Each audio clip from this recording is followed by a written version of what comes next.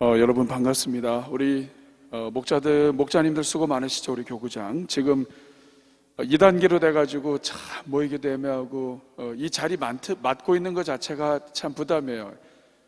모이면 모였다고 또 그렇지만 또 안 모이면 안 모인 대로 또 부담되고 그렇죠.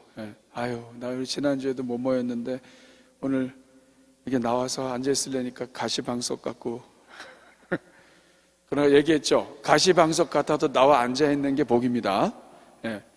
3번 부인하고 또 문제가 있지만 그럴 때 더 열심을 내야 되는 거예요. 그러니까 그렇게 생각하시고 또 혹시라도 주변에 교구에서 우리 교구장님들 다 확인하셔가지고 교구에서 조금 교구 목자분들이 조금 이렇게 조금 막 시험에 들려고 하시는 분들 있으면 잘 격려해서 함께 참여할 수 있도록 그렇게 해주시면 좋겠어요.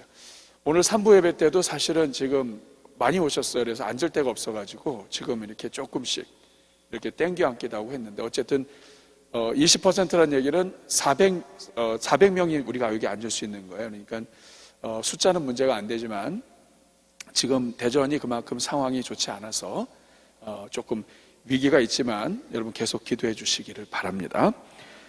중요한 것은 그거예요. 그러니까 어떤 상황 속에서도 어쨌든 우리는 계속 하나님께 예배를 드리고 그리고 그러면서도 더 우리가 그 주중에 검역하고 하는 것들을 더 신경 써서 합니다.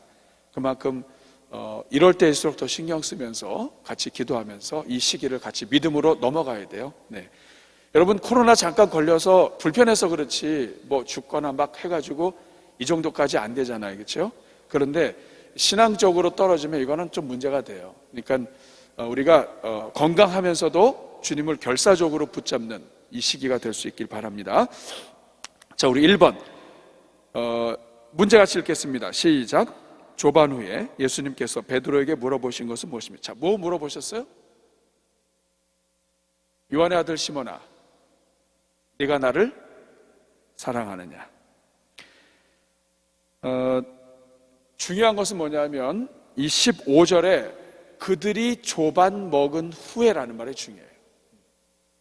예수님은 배에서 헤엄쳐가지고 막 와가지고 올라온 베드로한테 베드로 네가 나를 사랑하느냐 이렇게 안 하셨어요.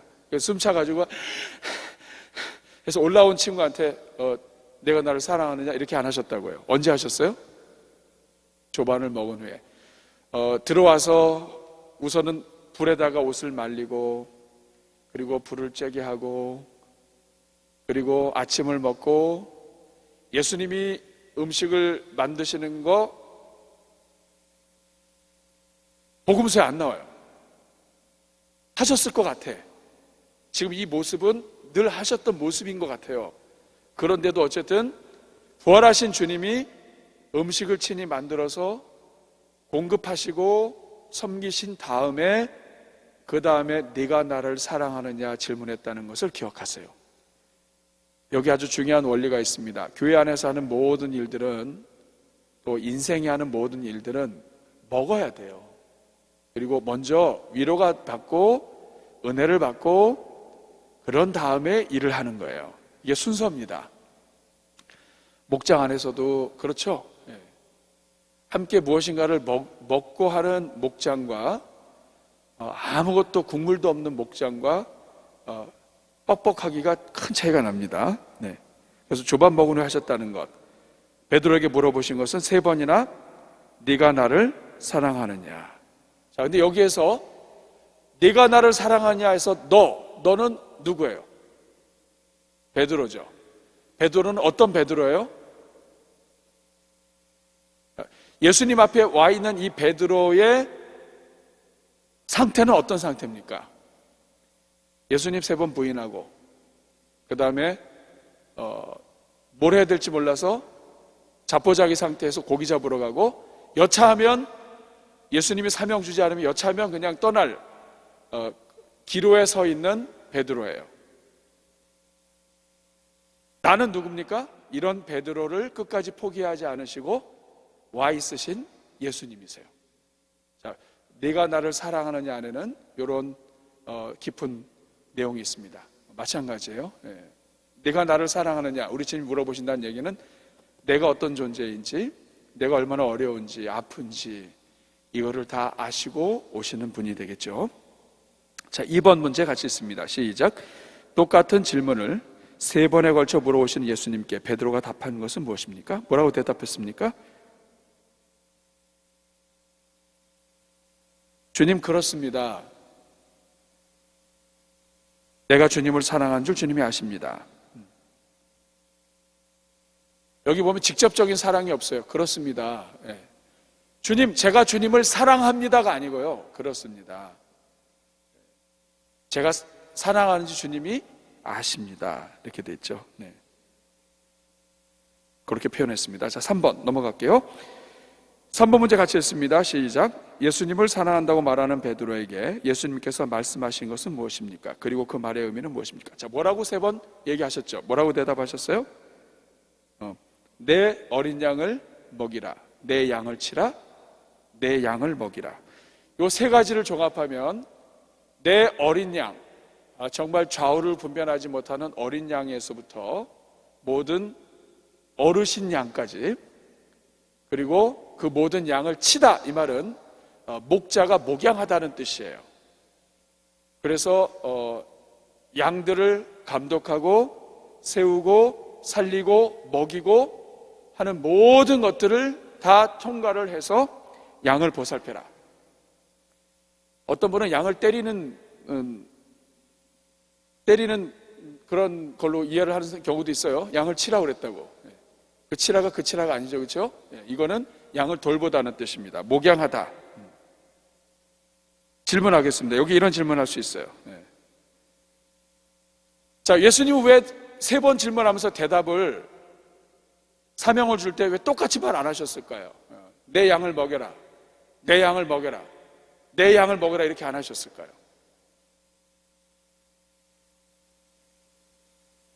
세 번의 말씀을 통해서 양을 구체적으로 어떻게 해야 되는지를 3번을 통해서 풍성하게 표현하셨어요. 어린 양부터 모든 양까지. 그리고 그 양을 목자로서 먹이는 것뿐만 아니라 그 관리하는 것까지. 하여간 영혼들 전체를 섬기는 모든 것들을 3번을 통해서 표현하셨습니다. 여기서 3번에서 한 번 더 질문할 수 있어요. 자, 예수님은 처음에 베드로를 만났을 때 바닷가에서, 지금 요한복음 21장 말고 처음에 누가복음 5장에 바닷가에서 그 고기 잡다가 밤새도록 못 잡아가지고 깊은 데로 가서 그물 던지라고 했을 때 예수님께서 베드로를 보고 너는 나를 따르라 그러셨어요. 자, 예수님은 베드로의 어디를 보고 베드로를 부르신 것 같아요? 예수님이 베드로를 불렀을 때 베드로를 바라본 것은 처음에 그 어부로 있었던 그 모습뿐만은 아니죠, 그렇죠? 예수님 어디까지 바라보시고 베드로를 부르신 거예요? 어디까지 바라보셨어요? 고기 잡는 베드로뿐만 아니라 처음서부터 뭐라고 그러셨어요? 내가 너를 사람 낚는 어부가 되게 하리라. 그러니까 처음서부터 우리 주님은 보셨어요. 이 안에는 베드로가 3번 부인하는 것까지 다 포함되어 있습니다. 그리고 네가 젊어서는 네 마음대로 다니려니와 띠뛰고 다니려니와 나중에는 원하지 않는 곳으로 다닌다. 어떻게 죽을 것까지도 다 보시고 부르신 거예요. 자, 그러면 질문하겠습니다. 저를 보세요. 예수님이 여러분 한 사람 한 사람을 부를 때 어디까지 보고 부르신 것 같아요? 어디까지 보신 것 같아요?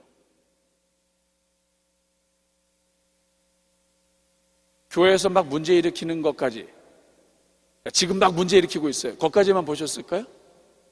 아니죠. 어디까지 보셨어요?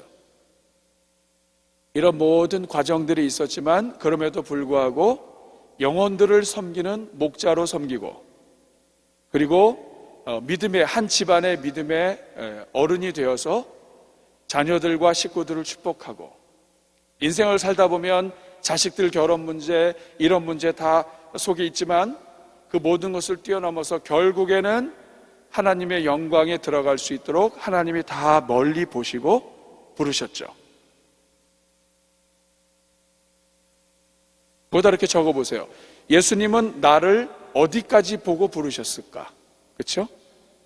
만약에 목장 안에서 나눈다면 예수님은 여러분을 어디까지 보고 부르신 것 같아요? 베드로의 이 모습을 보면서 예수님은 어디까지 보고 부르신 것 같아요? 어디까지 보고 부르셨어요? 네. 중요한 것은 현재가 아니에요. 현재가 끝이 아니에요. 내가 어느 사고를 일으키고 문제를 일으켜도 현재가 끝이 아니에요. 예수님은 우리를 어디까지 보고 부르셔요? 마찬가지입니다. 우리 교회 안에 장로님 한 분 세우고 또 집사님, 권사님 세우고 또 사역자 세우고 하죠. 우리가 어디까지 봐야 돼요? 우리가 완벽하게 돼서 장로 되신 분 없고요. 완벽하게 돼서 목회자 된 사람 없어요. 조금 더 성숙도의 차이가 있겠지만 중요한 것은 뭐냐면 커가는 거예요. 저도 대전중앙교회 와서 커가는 거예요. 이 일하면서 부딪히고 저 일하면서 부딪히고 하면서 이렇게 해서는 안 되는구나 하는 거 배우면서 가고, 또 영혼들을 이렇게 같이 섬기고 하면서 이런 경우도 보고 저런 경우도 보고 그러면서 어떤 경우를 만나든지 하나님이 도우시는구나, 이런 것들을 하나님이 배우게 하신다고요. 사역자도 마찬가지예요. 우리가 사람을 키우는 거예요. 그러니까 우리가 지금 중앙유아교육원을 시작하는데 이건 뭐냐면 정말 이거는 진짜 돈이 쏟아지는 구멍이에요. 애들 이거 언제 열매를 얻어요, 얘네들? 3살, 4살, 5살, 만으로 3살, 4살, 5살. 이거 제가 죽기 전에 얘네들 열매를 볼 수 있을지 모르겠어요. 직장 다녀가지고 11조하고 그리고 첫 직장 다녔다 그러면서 목사님한테 뭐 빵 하나 케이크 하나 하면서 기도해 주셔서 감사해요. 가까울 때까지 몇 년 기다려야 될 것 같아요. 우리 장로님들 찾아다니면서 장로님 정말 어려울 때 다른 교회들은 코로나 때문에 아무것도 못하고 있는데 우리는 코로나 때 엄청난 일을 지금 했어요. 놀라운 일을 했어요. 와가지고 고맙다고 하면서 얘네들이 땡큐 카드, 또 크리스마스 카드 갖고 와가지고 언제나 그 카드 받아보겠어요, 여러분. 이건 정말 안 되는 일입니다. 근데 우리가 하는 것은 뭐냐면 멀리 받아보는 거예요. 우리가 다 죽고 얘네들만 남더라도 하나님이 얘네들 통해서 하시는 거잖아요. 그렇죠? 그래서 교회 안에서는 하여간 영혼들을 키우고 사람 키워야 돼요. 미래 보면서. 그래서 우리 목자들 보면 어떤 분은 성격이 아주 온순하지만 어떤 사람은 불같고 다 합력해서 선을 이루는 거예요. 모두가 다 온순해봐야 일이 되겠어요? 그 중에는 조금 불도 있고 물도 있고 그래야 때로는 물로 시원하게 했다가 때로는 덮였다가 이렇게 하는 거죠. 그렇게 하면서 멀리 내다보면서 가는 거예요. 현재만 보면 절망합니다. 베드로도 마찬가지예요. 예수님을 3번 부인하는 현재만 보면 끝나는 거예요. 이건 정말 3년 동안 모든 게 헛수고예요. 근데 그게 아니잖아요.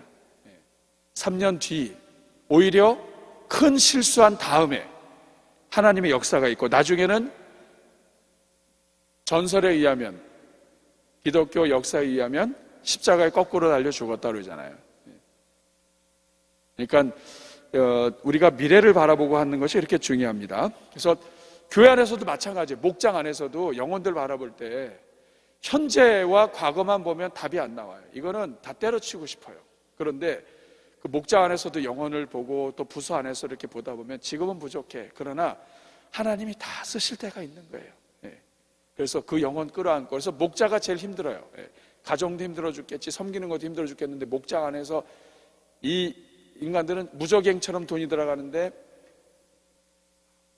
어떤 사람은 한 번도 목자의 수고에 대해서 베푸는 거나 이런 거 못하는 사람들이 있어요. 그래도 여러분 그거 보고 하는 거 아니잖아요. 그렇죠? 하나님이 장차 역사하실 것을 바라보는 거잖아요. 그러니까 우리 모두가 다 그런 마음으로 섬기는 겁니다. 기억을 꼭 해주시기 바라요. 4번, 예수님이 사랑하시는 그 제자는 어떻게 되는지 묻는 베드로에게 주님이 말씀하신 내용은 무엇입니까? 그리고 이 말씀이 오늘 우리에게 주시는 메시지는 무엇입니까? 예수님 뭐라고 그러셨어요? 한마디로 네가 무슨 상관이냐 그랬죠. 이 말씀의 뜻이 뭐예요? 남의 사명과 하나님이 어떻게 쓰시는가에 대해서 네가 좌우되지 말아라. 형제이기 때문에 같이 사랑하고 축복하고 격려할 수는 있지만, 그러나 그것 때문에 시험 들지 말고 그거에 큰 관심 가져서 그것 때문에 좌우되지 말고 영향받지 말아라, 이런 뜻입니다. 교회 안에서도 마찬가지죠. 정말 친구가 언제 깨지냐면 막 교회 같이 왔어요. 그래서 막 서로 친하게 지내다가 한 사람은 먼저 직분받고 막 이러면 그때부터 막 서로 이렇게 멀어져요. 이게 다 영적인 부분에 문제가 있는 거예요. 그게 아닙니다. 제가 목회자로서 자신 있게 말씀드린다면 하나님이 하시는 일은 끝까지 가봐야 돼요.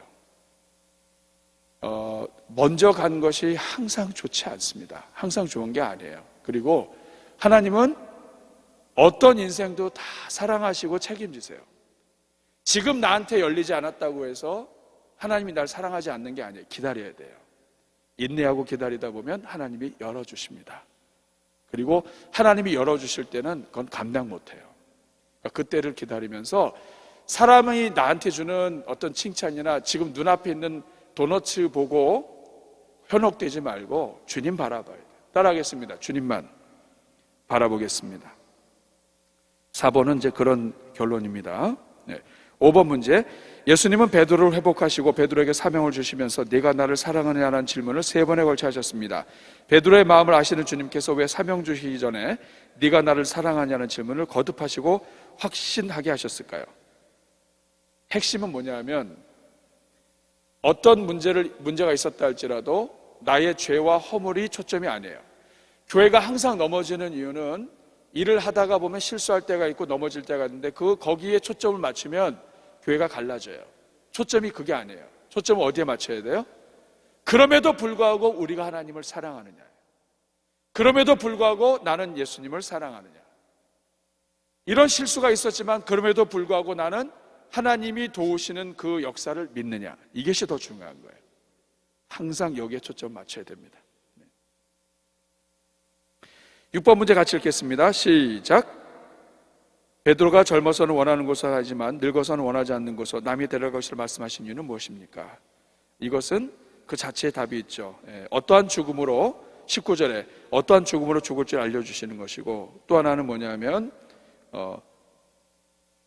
사랑하는 것이 점점 성장해 간다는 것을 이야기해요. 지금 당장은 아가파오 이렇게 얘기 못해도 실제로 그리스 사람들, 헬라 사람들은 아가페, 필레오 이거 다 비슷하게 왔다 갔다 써요. 그런데도 불구하고 이 단어가 주는 무게가 있는데 그 무게를 내가 표현 못한다 할지라도 나중에는 그렇게 삶을 살아가도록 하나님이 이끄신다. 그러니까 결론은 똑같습니다. 지금 보면 안 되고 미래에 어떻게 변할 것인가를 보고 사랑하고 축복해야 돼요. 말씀의 맥 잡기 정리하겠습니다. 자, 1번 같이 했습니다. 시작. 예수님은 자신을 3번이나 부인하여 마음의 거리가 멀어져 있는 베드로에게 직접 찾아오셔서 용서해 주시고 마음의 거리를 좁히시며 사명을 주시는 분이십니다. 자, 2번 시작. 모든 사명의 출발점은 예수님을 사랑하는 것입니다. 예수님을 사랑하기에 봉사하고 섬김 헌신하는 것입니다. 그러므로 우리가 항상 우리 자신을 점검하고 확인해야 하는 가장 중요한 것 중에 하나는 우리 자신이 정말 주님을 사랑하고 있는가 하는 것입니다. 3번 시작. 하나님은 우리 각 사람에게 각자가 담당해야 할 사명을 주십니다. 그 사명은 서로 비교하거나 할 수 있는 성질의 것이 아닙니다. 왜냐하면 모든 사명은 각자의 은사에 따라 하나님께서 나누어 주신 것이기 때문입니다. 그러므로 우리는 항상 다른 사람과 비교하거나 시기와 질투에 빠진 일이 없도록 해야 합니다. 자, 요 3번 밑에 우리가 질문을 한두 가지 더 할 수 있습니다. 요즘 내가 마음의 거리가 생긴 사람은 누구입니까? 한번 물어볼 수 있겠죠. 우리 가정 안에서, 목장 안에서, 또 아니면 교회 안에서 내가 요새 좀 마음의 거리가 생긴 사람이 있으면 얘기해 보는 거예요. 그 다음에 질문. 그렇게 마음의 거리가 생긴 이유는 무엇입니까? 서로 이제 얘기 나눌 수 있죠. 나는 김 집사님하고 그동안 아주 친했는데 요새 조금 거리가 생겼어요. 왜 그런 것 같아요? 서로 한번 얘기해 보고 또 이러면서 그게 비교하거나 이런 것 때문인지 나로부터 시작된 건지 거기서부터 시작된 건지 이런 것들을 이제 서로 얘기 나눌 수가 있어요. 자, 이런 것들을 함께 나누고 또 우리 목장 식구들 또 우리 자신을 포함해서 우리 주님과의 거리가 좀 생긴 사람들 있죠. 기도도 안 나오고 요새 이렇게 저렇게 그러니까 삶이 너무 힘들고 답답하고 이런 것들이 있을 때 그런 마음의 거리가 생겨. 그럴 때 어떻게 해야 되냐? 그때는 더 주님 앞에 매달려야 되겠죠. 자, 맨 밑에 거 별표시 같이 읽겠습니다. 시작. 오늘 주님께서 나에게 찾아오셔서 네가 나를 사랑하느냐고 물으신다면 나는 무엇이라고 대답하겠습니까? 각자의 고백을 나누고 서로를 위해서 축복하며 기도하겠습니다 하는 내용입니다. 이 내용을 가지고 여러분들 한 주 동안 묵상하시고 또 확인하시고 하면서 또 목장 안에서 서로 축복하시고 또 전화로 신방하시는 분들도 꽤 많이 계세요. 또 지난주에는 특별히 그랬던 것 같아요. 함께 나누면서 하여간 기회를 봐서 서로 축복하고 나누는 시간들을 부지런히 가질 수 있기를 바랍니다. 우리 한번 가슴에 손 얹고 같이 기도하겠습니다. 이 시간 기도할 때 짧지만 하나님, 우리 목장 식구들 기억하여 주옵소서. 그리고 우리 목장 식구들 현재 모습이 아니라 미래를 보고 섬길 수 있게 하여 주옵소서. 우리 한번 이 두 가지만 같이 놓고 기도하고요. 우리 중앙유아교육원 정말 여기는 미래를 봐도 아주 먼 미래를 봐야 되는데 하나님께서 도우시고 은혜 주셔서 자라가는 과정 속에서 하나님의 영광이 있게 해주시고 또 우리 영어 예배부도 마찬가지죠. 하나님 도와주셔서 한 걸음 한 걸음이 주님의 놀라운 영광의 걸음이 되게 해 주옵소서. 우리 목장 식구들과 또 우리 교회를 위해서 같이 합심으로 같이 기도하겠습니다. 우리 같이 기도할 때 주여 한번 부르고 기도합니다. 주여, 은혜로우신 아버지 감사합니다. 오늘 이 자리에 주의 종들 사랑하여 주셔서 우리 목장 모든 목장마다 교구마다 하나님의 일꾼들을 통해서 일으켜주게 하시고 세워지게 해주니 감사합니다. 하나님, 우리가 목장 식구들을 바라볼 때 주님 그들의 현재 모습이 아니라 우리 주변에 있는 성도들과 주변에 있는 동역자들을 볼 때 현재의 모습이 아니라 그들의 미래를 바라보며 오늘을 사랑으로 섬길 수 있게 하여 주옵소서. 아버지 하나님의 그 위대한 손길을 믿습니다. 아버지, 우리보다 지혜로우시고 우리보다 위대하시며 우리보다 뛰어나신 우리 하나님께서 아버지 우리 한 사람 한 사람을 일으켜 주시고 인도하여 주실 줄로 믿습니다. 아버지께서 평생 사는 동안 인도하여 주시고 붙잡아 주시고 우리 중앙유아교육원 책임져 주시며 하나님 우리 영어 예배 붙잡아 주시고 우리 대전중앙교회 가장 어려운 때이지만 성도들 이번 주에도 붙잡아 주셔서 하나님의 영광이 함께하는 복된 교회 되게 해 주옵소서. 은혜로우신 주님, 우리가 처음서부터 목자 된 것이 아닙니다. 참 부족한 우리지만 어느 틈엔가 우리를 다른 영혼들을 섬길 수 있는 목자로 세워주시고 오늘까지 오게 해주신 주님, 오늘 우리가 섬기는 영혼들, 목장 안에 있는 영혼들 정말 진심으로 사랑하며 축복하게 해주시고 그들을 영혼들을 섬기는 일꾼들로 함께 세워가는 우리 교회 되게 해 주옵소서. 우리 교회가 미래를 바라보며 섬기고 투자하는 교회가 되게 해주시고 어떤 영혼도 우리 주님이 부르셨을 때에는 현재가 아니라 장차 하나님의 계획이 있는 줄로 믿사오니 때로 우리가 영혼들을 보고 시험에 들고 넘어질 때도 있지만 그들의 현재 모습이 아니라 장래를 바라보며 기대하며 하나님께 더욱더 기도하는 우리가 되게 해 주옵소서. 중앙유아교육원 살려주시고 어린 영어 예배 살려주시며 우리 대전중앙교회 모든 성도들 이번 한 주 동안에도 코로나 중에도 보호하여 주시고 먹고 사는 거 입고 필요한 모든 것들 하나님 채워 주옵소서. 특별히 오늘 이 자리에 참여해서 영혼들을 섬기기 위해 헌신한 우리 목자들과 교구장들 위해 성령으로 기름 부어주시고 영혼이 잘됨같이 범사에 잘되고 강건케 하여 주옵소서. 예수님의 이름으로 축복하며 기도하옵나이다. 수고하셨습니다. 우리 하나님께 감사의 박수 드리고 마칠게요.